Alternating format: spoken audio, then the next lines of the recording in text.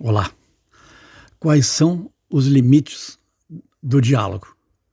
Até que ponto o diálogo serve para produzir harmonia e compreensão mútua? Até que ponto o diálogo verbal pode ser sincero? E isso vale para o casal, a vida familiar, a vida na comunidade local, a vida dentro de um partido político, dentro de um grupo humano qualquer, na empresa, no trabalho, na vida cultural, na vida de uma nação e na vida entre as nações. Até que ponto é possível dialogar em sério? E até que ponto o aparente diálogo é uma maneira de mostrar algumas coisas e esconder outras, onde frequentemente as pessoas escondem as suas intenções.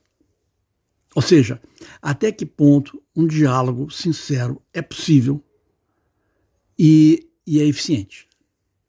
Isso vai depender da mútua confiabilidade. Mas, em última instância, o êxito de um diálogo depende não só da sinceridade das pessoas envolvidas, mas depende também do autoconhecimento e da integração das pessoas consigo próprias, como indivíduos. Pode-se pensar superficialmente que um diálogo é uma coisa apenas lógica, uma troca de palavras que deve ser sincera. Mas esse é só um nível da realidade. A pessoa tem que ter um diálogo com seus vários e diferentes níveis de consciência lá no seu interior, a consciência do seu corpo físico, que fala para nós o tempo todo, a consciência das nossas emoções, que falam para nós o tempo todo e exigem os seus, entre aspas, direitos, até certo ponto com razão. Tem que ser capaz de ouvir os seus próprios pensamentos, sem ser carregado por eles de maneira automática, mas ouvi-los e medi-los e avaliá-los. É preciso também ouvir as nossas intuições, os nossos palpites, que com frequência se revelam ilusórios, os nossos medos, as nossas esperanças, as nossas cobiças e ambições, quase sempre carregadas com muita ilusão. É preciso ouvir isso, e mais do que ouvir, é preciso ter uma vontade de estabelecer uma coerência, uma consistência nessa multidão de vozes que há dentro de nós. E é a partir de nós termos uma integração básica, estável com nós mesmos, apesar da nossa multiplicidade interior, que nós vamos estar dispostos e capazes de ter um diálogo veraz, um diálogo que permita construir coisas de maneira permanente e de maneira lúcida, baixando ao máximo o nível de ilusão com outras pessoas, na nossa família, com os nossos amigos, nossos colegas de caminho espiritual, nosso país e assim sucessivamente. Vamos pensar, por exemplo, na vida política do país em que a gente viva hoje. Se um partido quiser ser eficiente consigo próprio e com o país, ele vai ter, antes de atirar pedras em outros partidos, ele vai ter que fazer a sua autopurificação ética. Não é no sentido de expulsar pessoas que discordam, etc, etc. Não. É uma questão de promover um movimento cultural de autoconsciência dentro de uma agremiação política, social, cultural, etc., no sentido de que as pessoas tenham mais integridade entre palavra, sentimento, metas e ações práticas. De maneira que um partido político deixe de ser uma máquina de propaganda amparada por acusações contra rivais eleitorais, buscando um hipnotismo cada vez maior do seu público eleitoral, vamos dizer assim, para ser uma instância de corretamente pensar o bem de um país e o bem das diferentes comunidades que fazem um país.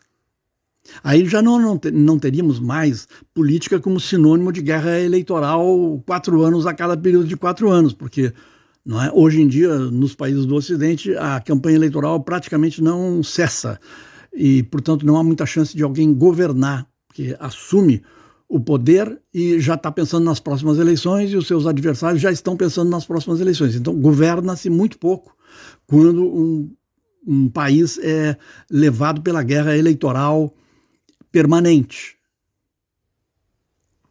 Mas o mesmo acontece na família, na empresa e etc., quando as leis da cooperação, que dependem da confiança mútua e da mútua confiabilidade, são arrastadas para o lado e o poder é tomado pela competição, pelo egocentrismo, né? Pela troca de acusações veladas ou não, e assim sucessivamente. Então, na ausência de um impulso consistente no sentido da auto-melhora, da melhora de si próprio, nós não temos possibilidade de que a cooperação na família, no grupo social local, da comunidade local, no país e na comunidade internacional das nações, seja eficiente. É através da humilde observação de si próprio, como comunidade, como indivíduo, que nós vamos poder fazer com que floresça a cooperação mútua.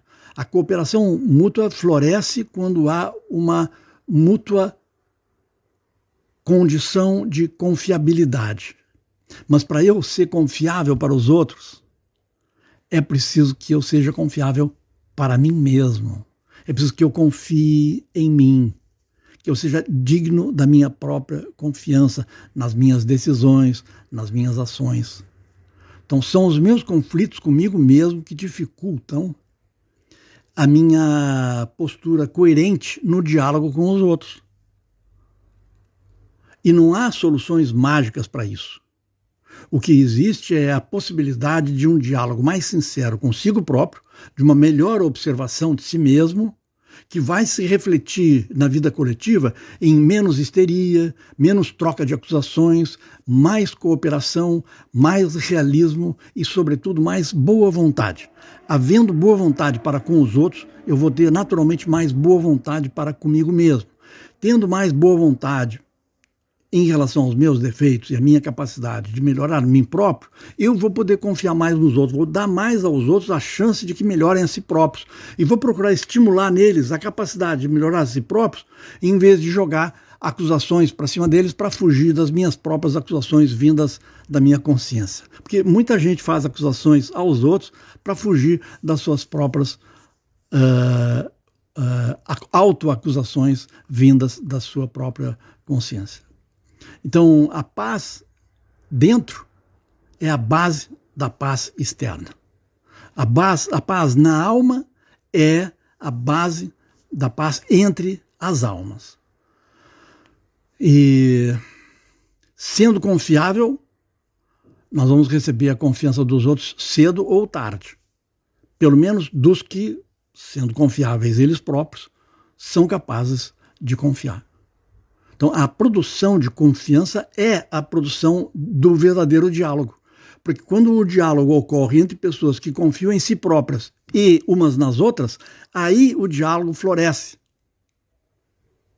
E aí todas as energias vitais ajudam o florescimento da verdade que resulta do diálogo, que é uma verdade multidimensional, que tem diferentes aspectos, mas que nas suas grandes linhas é reforçada por todos e é respeitada por todos.